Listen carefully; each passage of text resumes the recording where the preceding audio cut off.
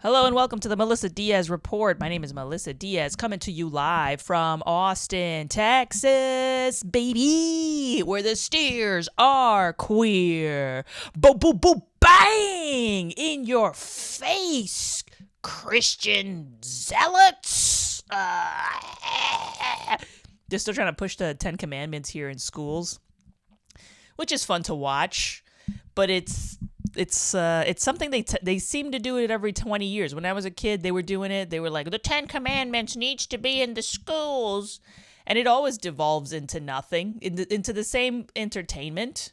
It always kind of just degenerates the conversation. First, it's like, we got to put the Ten Commandments in school because people are becoming immoral, degenerates. And everyone else goes, yeah, so mind your fucking business, Mormons or whatever the fuck you are. And then they go back, they shoot back, they go, yeah, but we want to help the children. And then the response is like, that's, what are you, pedophiles? Stay away from the children. And they're like, yeah, but this is good, God is good. And then they go, no church and state. And it goes, and then the Satanists come in. Once the Satanists come in, the conversation's over. The Satanists, they just kind of like traipse around, just like kind of like these like obnoxious little fairies. They just kind of flit in. They go, and by the way, what about our religious beliefs and protections? And everybody kind of goes, just forget it. We don't care anymore. When the Satanists come, and they always come like lugging a big statue of Satan, of the devil or something. They're like, we want to put this in the schools. And then everybody goes, well, what the hell are we even talking about anyway? Forget it. And then everybody just kind of goes their separate ways. And then the Christians just, I don't know, they shake their fists like Gargamel. And they're like, well, we will be back.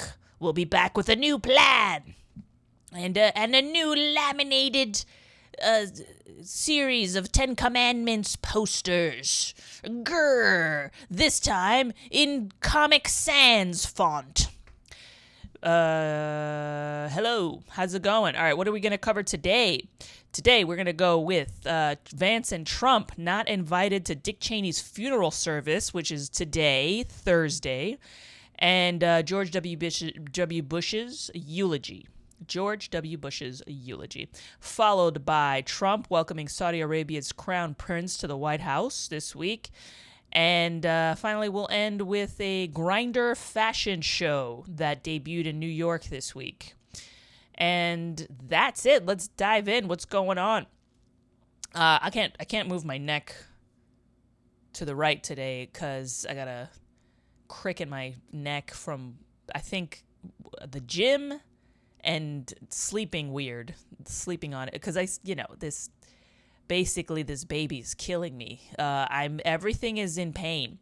The child rearing is really weird because you are in pain. You feel yourself aging as the sleep deprivation really kind of settles into your face, and your eyes just look haunted and dark rings under them, and your face is gaunt and you're just kind of like you're a ghost. You're a ghost.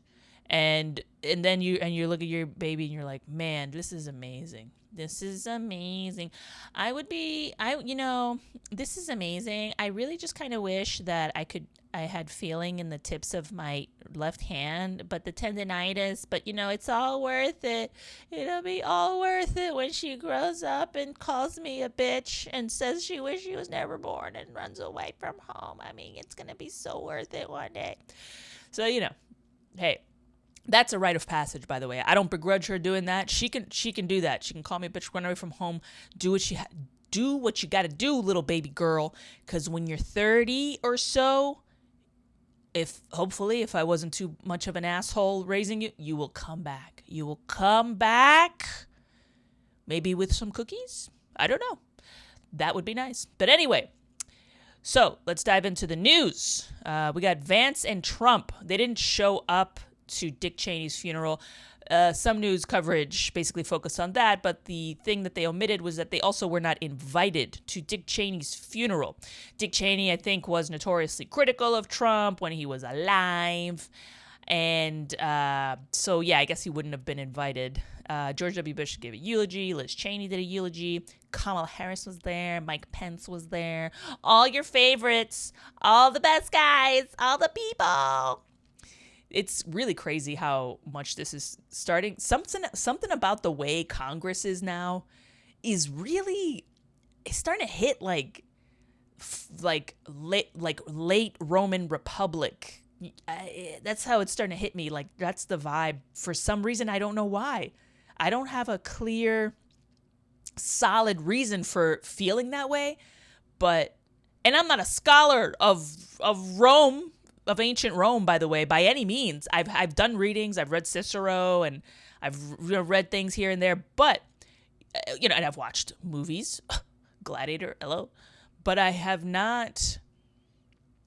And hardcore history, of course. So I guess I have absorbed my impression of the Roman Republic, the late phase of it before it fell. And this is not. I don't even feel like it's late Roman Republic. It just feels like Roman Republic vibes to me. Like, they feel like Roman senators now, the way they act towards the public, the way they kind of, there's like a distance now that I don't know if it was there before. Maybe it was always there. I don't know. Maybe I was just a kid and I didn't know any better. But it feels like there's this distance now between the publicly elected officials of this country and the general public. Like, I guess it's probably because of the income gap, right? This is so crazy how you can look at some news article that says some shit like the income gap is widening, and then you go, that doesn't sound good, but then you're like, well, but I gotta go to work, so I'm late, or I gotta go pick up my kid. Yeah, okay, doesn't sound good, but things are okay. And then it starts to actually creep in to your life. You start to actually see it, like inflation, right? Like, as inflation has spiked, they're not going to raise the rates in the Federal Reserve, and you're like, whoa, that does not sound good. And then, but slowly it starts to trickle into your life. You look at the price of a tomato, and you go, what the fuck, but then you keep having that inner monologue on repeat because it keeps happening. It's like reruns of the same shitty thought that you have every time you go to shop for anything. You go, pants or how much? What the fuck? But everybody's gonna go through it. Yeah, like, you just have to live long enough. So inflation never stops, right? So you, as a kid, you're like, yeah, this is what things cost. But then by the time you're 30, 40, then you go, this is how much things cost. And it's like the cycle of American life. I think that's just the experience you have every single generation. That's you debt, inflation. You're just like, what the fuck? You save up enough money, you go on a trip somewhere, and then you die. And then the next generation comes, and then they do the same fucking thing. It's but now it's like, I guess it's like worse because of the income inequality thing. I didn't realize how that would be experienced, right? Inflation's really direct. Inflation's like, damn, I guess I'm not getting a fucking steak anytime soon. But income inequality gap, that has manifested in experiences like, how come I want to shoot a healthcare CEO? No, I'm kidding. But you don't want to shoot him. Maybe like push him off a low bridge into a brook, just to let them know like they're not appreciated. But I'm just saying, like, and like Congress people feel far away all of a sudden.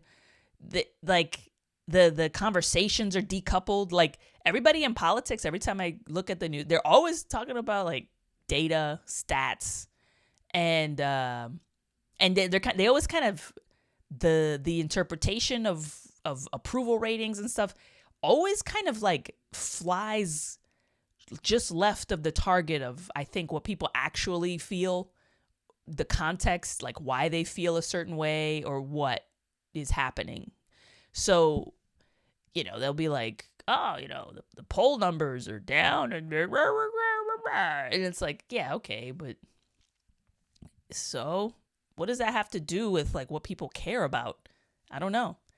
Not much. Doesn't seem like it. Let me see. What do I don't know. Like when they talk about conspiracy theories, that one really gets under my skin because, and for the record, I've never been a conspiracy theorist. I don't like to speculate about bullshit. But lately, I do acknowledge that there's some weird shit going on. There's like murders and whistleblowing and surveillance and stuff. Like, come on, man. I sound like Joe Biden now. Come on, man. I guess that's how it happens, right? I guess the come on, man is the manifestation of becoming an old fart. See? Inflation, you're like, tomatoes are how much? Becoming an old, out of touch fogey, you're like, come on, man. And then you just say it more and more until you're like fucking 90. But then the income gap is when it gets to this degree, which I don't know if it's ever been like that here for in recent memory, maybe not since the Great Depression. I guess it feels like, I don't know, things like cities feel empty. It feels like you've been abandoned by your boss. That's kind of, it feels like, you know what it feels like? America feels like let's say you work at a building that is owned by a company, and you go in one day and all the management has disappeared. That's what it feels like right now. And you're just kind of wandering around the halls and you're like, is anybody running anything? And it's like, yeah, they're running it from over there. And you're like, where? From the island. Why are they in an island? And they're like, because, it's like safer. People want to kill. Nobody wants to kill them. We just want lunch. And they're like, just figure it out. But, don't take a long lunch. You'll get fired. And you're like, but by who? Nobody's here. And you're knocking on doors. You're like, where is everybody? And that's how it feels. Like New York feels empty. 40% of the fucking real estate isn't even, like, nobody lives there. Nobody lives in those buildings. They're assets. So they're financial assets. People don't live there. So it makes things feel emptier. And that's just kind of how it is. So, yeah, I don't know. Like watching Dick Cheney's funeral is like that. You're looking at the video of it. You see this bird's eye view of this event, and you have no connection to these people whatsoever. They're like in their own little club, and I don't even know why people still insist on choosing a side, because they're all there. They're all there. They're shaking hands, and they don't take it as seriously as the people that have nothing to do with their actual physical space do. Like somebody on Facebook ranting about Republicans or Democrats has like they have no connection to these people. They take it so much more seriously and stupidly than the actual party members that they're talking about. Those people are chilling with each other. They go on power lunch dates in DC. Yes, they do. And they just want money like everybody else. And so I don't know. But lately it feels like they're just kind of doing their own thing. Like I don't know what it is, dude.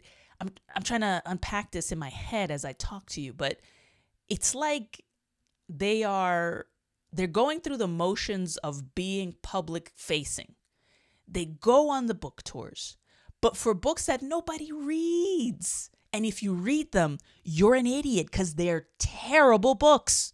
Trust me. I've read the Nancy Pelosi autobiography. Fucking dude, I wanted to rip my face off and smack my ass with it because it was just mind-numbingly bad. Just women said, and this is why I did this. It's like, you didn't even write that fucking book, bitch. It was a ghostwriter.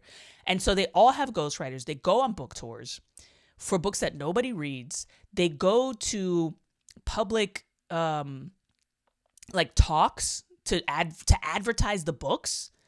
And it's like nobody's reading the book. nobody's watching those events. People show up, but they usually are getting paid to, or they're kind of like affiliated with the party, the Democratic Party, the Republican Party, whatever. Like they have some like self-interest. That's what. So you could fill up a room with enough people like that, enough delusional people who think that showing up for like a Kamala Harris talk is gonna really boost their career in Ohio or whatever. And maybe it will. I don't know. It's pretty, local politics is like the community college experience for people going to higher education. It's like, it's way more like you can make an impact because the bar is low. So it's just, you got those events that nobody gives a fuck about. You got these books that nobody's reading. You get the news that only on TV, which only everybody over 60 watches now at this point. They're trying to get on TikTok, but nobody gives a fuck. Sometimes they do, I guess, if they're entertaining enough. And it's only when they're entertaining enough. So then it's like, you're not even really talking to people. You're entertaining people. So maybe it's the technology that's making it feel so disconnected from the public. But I don't know. But watching, like, you literally just kind of like watching Dick Cheney's funeral on TV like it's a TV show.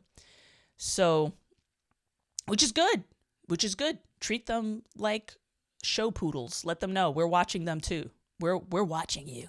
You may have massive government surveillance on us, but we're fucking watching you, bro. We're watching you. You're just pointing at Dick Cheney's dead body. We're watching you, bro. We're watching you. We're watching you right back. Okay? So, yeah. But, one thing about Dick Cheney I'll say is coming from the background I did, which was, I grew up in New York City, and then my parents were kind of into politics and stuff. So I grew up with like left wing people mostly talking around me. And so they were already convinced about their position on things. And that includes Dick Cheney being basically the devil. So that was my impression. I'm not saying he's good, by the way. I'm not even necessarily playing devil's advocate. I'm playing like, I don't know. If I were just a robot right now, just assessing Dick Cheney, I think he was a robot. I think that was the issue, is that he made decisions based on a very cold and calculated set of criteria. The ultimate goal was just, does this benefit America? And I don't give a fuck about anything else. I don't care what it does to people. What matters is my country and nothing else. Nobody else's. I don't care about your country. That was kind of like his obvious stance. And the thing is, okay, like I said, so I grew up with left-leaning people. Dick Cheney's the devil. Dick Cheney drinks baby blood. Dick Cheney bathes in the entrails of his Iraqi prisoners, and etc. And he also did 9/11, everything. But then I saw a video interview of him, and he was responding to something, and I had kind of like a cognitive dissonance. And look, you may not like to hear that. I'm just saying like how I felt, right? So I had a kind of cognitive dissonance because he kind of struck me as, he was portrayed as weak and shitty and evil, but he really struck me more as somebody who was kind of committed and had a lot of integrity. I felt weird feeling that, but I did, right? A lot of integrity for his beliefs, like complete no nonsense character. Like the guy had character. You can tell when somebody talks what you can tell certain things, by their speech and like the way they carry themselves. And something about him like felt there was like a solid rock of strength or something. Like this was like a not a guy to fuck with kind of feeling. There's when you meet a person like that, like, you know it no matter if it's some high-ranking politician or just some local, drug cartel leader or something like that. People like that have this weird, like, don't fuck with us kind of vibe. You immediately kind of catch on to it. He really felt that way. And I don't think that that's an evil trait. That's not a trait of being evil. That's just a trait of some kind of integrity, some kind of strength or something. And so then I kind of looked into him a little bit, and listening to George Bush's eulogy. His abilities were self-evident without need of calculation or self-promotion. His talent and restraint exceeded his ego. In a profession that attracts talkers, he was a thinker and a listener. And when he did speak up, conveying thoughts in that even tone of voice, that orderly, unexcitable manner, you knew you were getting the best of a highly disciplined mind. I don't know, man. He's probably, I think he might be one of those, like, people that go down in history as, like, a great man, because he basically made the decisions he did. He stuck by them. He took responsibility for them, and he didn't apologize for them, for his commitment to the values that were behind the decisions he made. You know what I mean? And the problem is that that led to, like, I think 500 million people dying. So that's the problem with that whole great man thing, is that they make these decisions at these crucial moments where countless lives are on the line. So then what do you do with that? Because then on the other hand, damn, I had to kill a mosquito right now. I missed. On the other hand, I think he genuinely believed that he was doing it for America. I don't know. I really think that he thought that. No, and that he believed, at least, that no ego was involved, that he was just willing to do the dirty work to maintain the integrity of this country. I really do think he thought that. That's apart from, what his impact actually was and, like, what he actually did, and whether or not it was even effective, because, they went all guns blazing to the Middle East after 9/11. But on the other hand, that kind of played into Osama bin Laden's plan. I think in retrospect, 25 years later, look at this country. It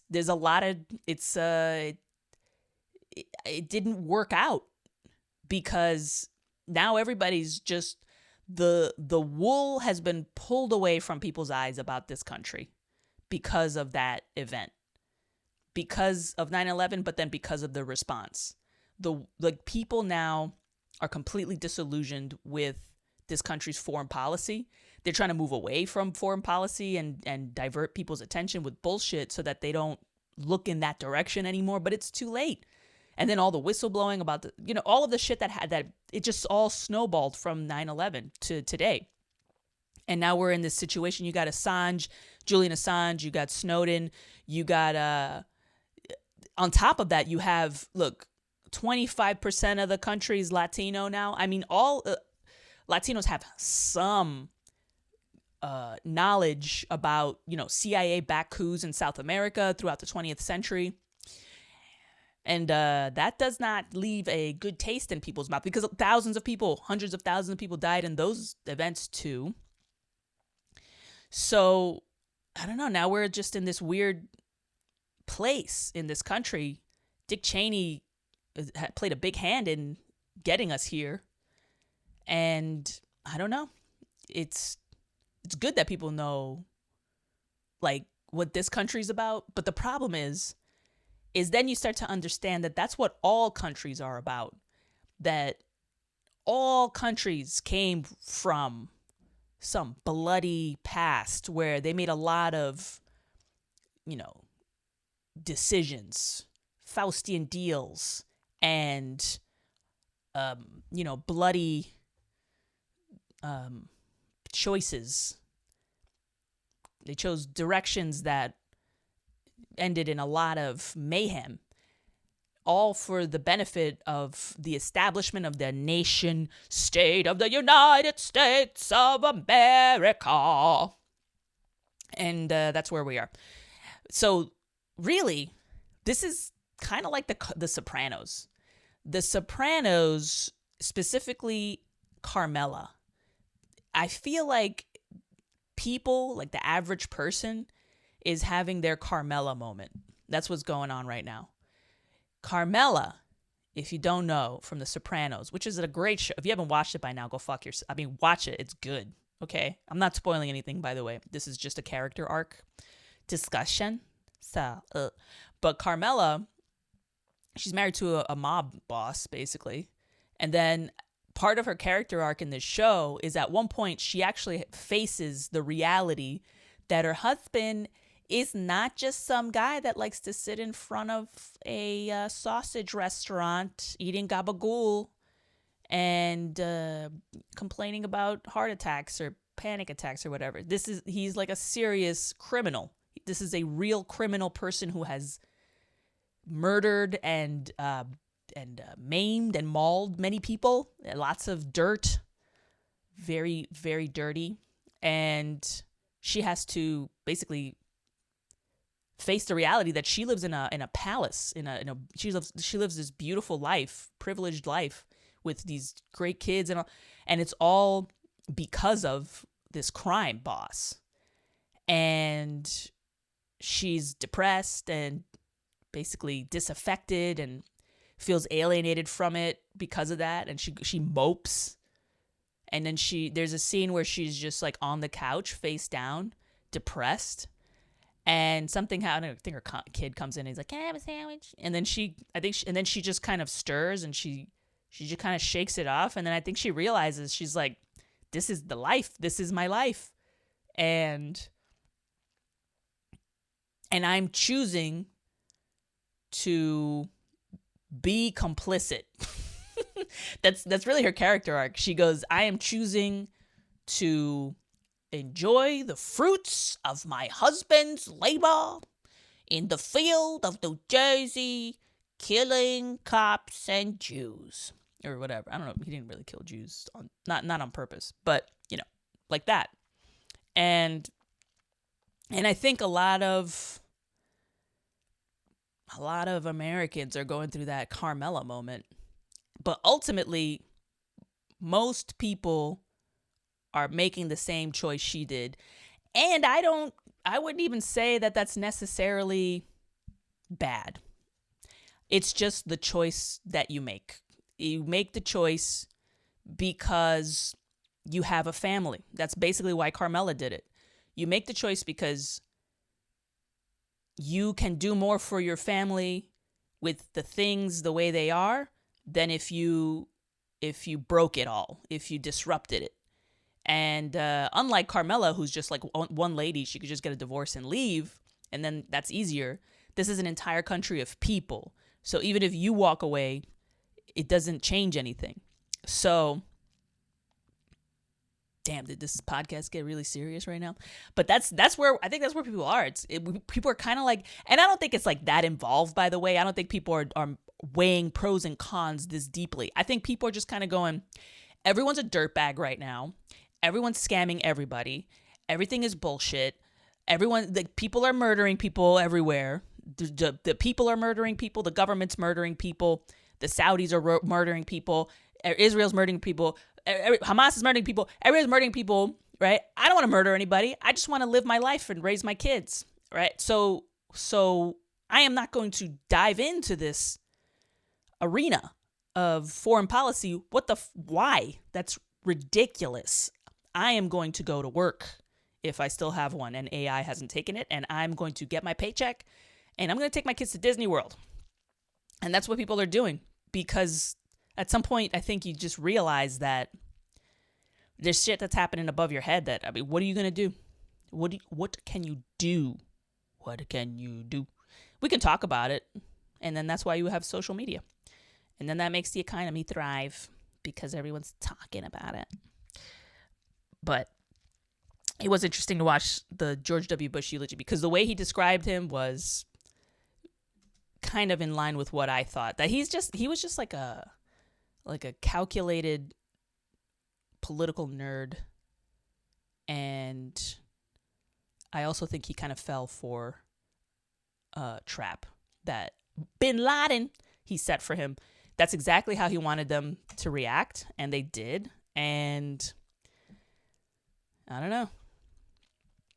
There's other shit that's going on. You can't blame everything on 9/11, but 9/11 really kind of kicked off some shit. And now the U.S. isn't really just kind of like some global power number one people in the same way anymore. It feels different. It tastes different. Doesn't taste the same in your mouth. The USA. But yeah, in other news, Trump welcomes Saudi Arabia's crown prince. That's another thing that makes things look really sketch. That guy murdered a journalist. He put a hit out on a journalist. But then on the other hand, see, I don't know where I'm going in my brain, but in the last 10 years of my life, I have switched how I look at things, and I don't know why, but I can't deny it. So I'm not going to bother, but I'm also not going to apologize for it. So Trump welcomes Saudi Arabia's crown prince. I say, yeah, why wouldn't he? Because unless you really bought into the U.S. being this big, generous, basically like pacifistic, innocent country that's just going out on a limb and opening up markets in the countries because we want to help everybody. We love democracy. If you really bought into that, then yes, you would be really furious about this kind of stuff.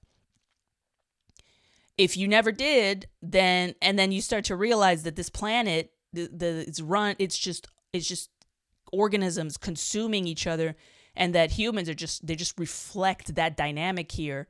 And the only thing you can hope for is that countries become enough of a danger to each other to never eliminate each other, but also to keep each other in check through basically the threat of invasion or sabotage or something. Then you start to realize that all of this shit is just, it's par for the course. It's necessary. It's gonna happen. Is it good? I don't know. It depends on where you are with good. Is it, Dick Cheney would say that is good. That is what we want. And, somebody who comes from a community college and took one course in, the constitutional law would probably say this is bad. And I don't know. And then there's people that are in between that they're like, this sucks, but some version of that. Saudi Arabia, and the thing is, people basically asked Trump about what's up with Jamal Khashoggi. The guy got basically butchered on live television, almost virtually. I mean, they didn't catch the inside of the embassy where he got killed, but they got the outside. It was while it was happening, and Trump just kind of dismissed it. He just said, "Hey, you don't know what's going on." That's basically what it said. It's like, you don't understand what's going on. And the thing is like, this is the closest that Trump can get to saying the truth. And like he said that, let's see, look, I pull up the clip right now. Mentioning somebody that was extremely controversial. A lot of people didn't like that gentleman that you're talking about. Whether you like him or didn't like him, things happen. But he knew nothing about it, and we can leave it at that. You don't have to embarrass our guest by asking a question like that. This is crazy because I like how the Crown Prince of Saudi Arabia is kind of sitting there with like an aw shucks attitude, scuffing the toe of his shoe on the ground like a kid, while Trump stands up for him like some adult person who's going like, you guys play nice because he comes from a very, broken family of people. It's a large family, And, they're very, very fabulously wealthy, especially when compared to the people that they rule over in their country. Okay. And he didn't do that on purpose. Okay. His father was a warlord. His mother and all of the grandmothers and everything, they are just there for ornamentation. They can't drive anywhere. Okay. You have to really understand people. Okay. And you know what? The thing is, it's like, yeah, you do. Saudi Arabia, they just let women drive by themselves, like, I don't know, like last year or something. And I almost am willing to go out on a limb and believe that the Crown Prince of Saudi Arabia genuinely regrets putting a hit out on the guy, probably partly for PR, also because he wants more commerce in the region. They want to diversify away from oil. They don't want to seem barbaric. And this made them seem medieval. It was the journalist Khashoggi getting murdered live was like, it was like watching the Golden Horde, the Golden, what is it? The Khan of the Golden Horde just show up and be like, hey, we're looking to get into digital media. What's up? And then you're trying to do business with them, the United States. And then all of a sudden they're like, hey, check it out. An enemy. Go get him. And then somebody just runs out and like butchers him. But that's just their tradition. That's just how they do things. And they didn't realize that it was like a cultural misstep. It was a snafu. They would not have done it if they had known that it would offend our culture. It was offensive to Americans culturally. I think that's the extent to which they see it. They're just like the way we feel about those Chinese dog festivals. The Chinese don't care, but they're just like, oh, it's offensive to Americans, and we're like, yeah, this is offensive to us. And they're like, well, this is our culture. In Saudi Arabia, I think it's exactly the same thing. They're like, butchering journalists is our culture, but we'll do it privately just so that we can make some trade deals. And they did. They bought some weapons, I believe. That's what we sell. Trump is like the perfect guy to be selling weapons to these countries because he is like the most extreme version of a salesman that we have. And that's because everybody here is a salesman. That's why people hate Trump. People hate Trump here because they are Trump, especially because of digital media, because you can't really be anything anymore other than a salesman here. You have to be into marketing to get seen. So whether you're an artist, you're a writer, whether you're an academic or a politician, you have to go through digital marketing to get to people, to the detriment of whatever your expertise is. So people become less good at their actual thing, but they become better at being salesmen. And I think Trump is like a funhouse mirror look at yourself. This is what you are. This is what you really are. You know what it is? There's that scene in the Neverending Story where the kid looks into the mirror and he sees like his real inner self. And this Native American character, Atreyu, who thinks that he's this brave boy, looks into the mirror and realizes that he's just this like small, fat, pale boy on the other side of the book and doesn't understand it. And I think that's how people feel when they look at Trump. That you're like, I'm an artist, or like I'm an activist. And then Trump is like that mirror into your soul where it goes, no, this is what you are. You are this. You are some version of a used car salesman. That's what we are.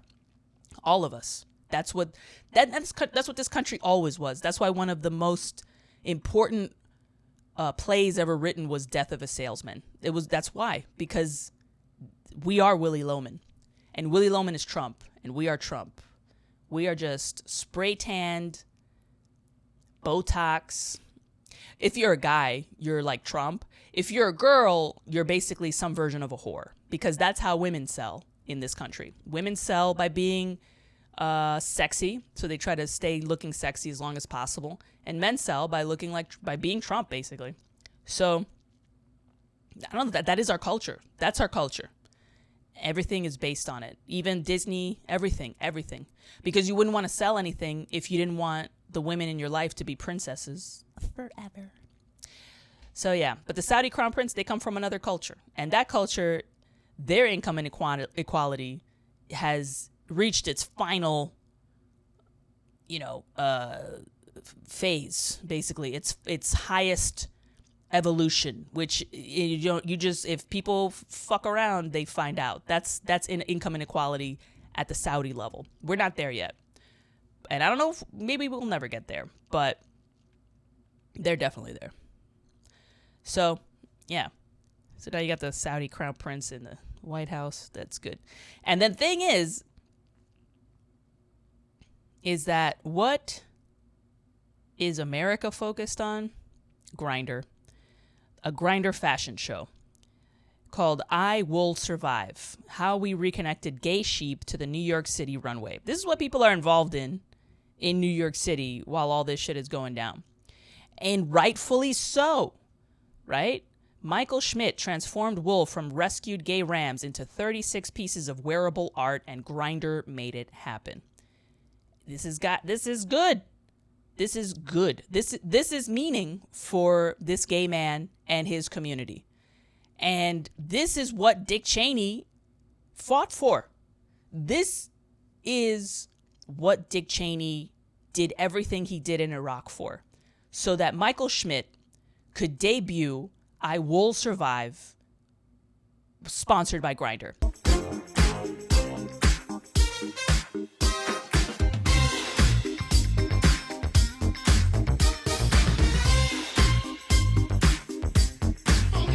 This is why we do. This is why this happens.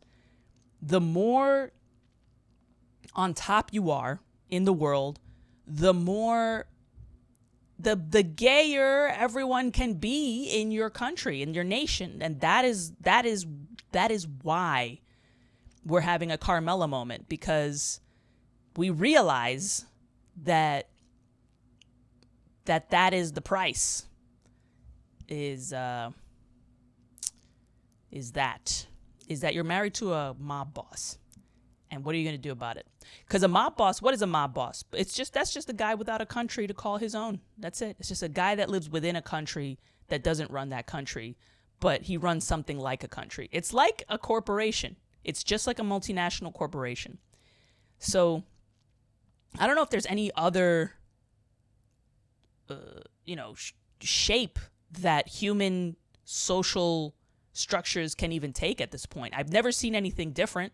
I've never seen anything unlike what's around you all the time. So, I don't know. Listen, Carmella, what I'm saying is, I don't know, we got to get off this couch and figure out whether or not we're going to get a divorce.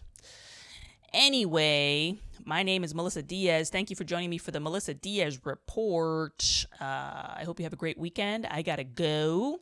I was Melissa Diaz. This was the Melissa Diaz Report, but now it's over. And I'm really glad you tuned in. Thank you so much for listening.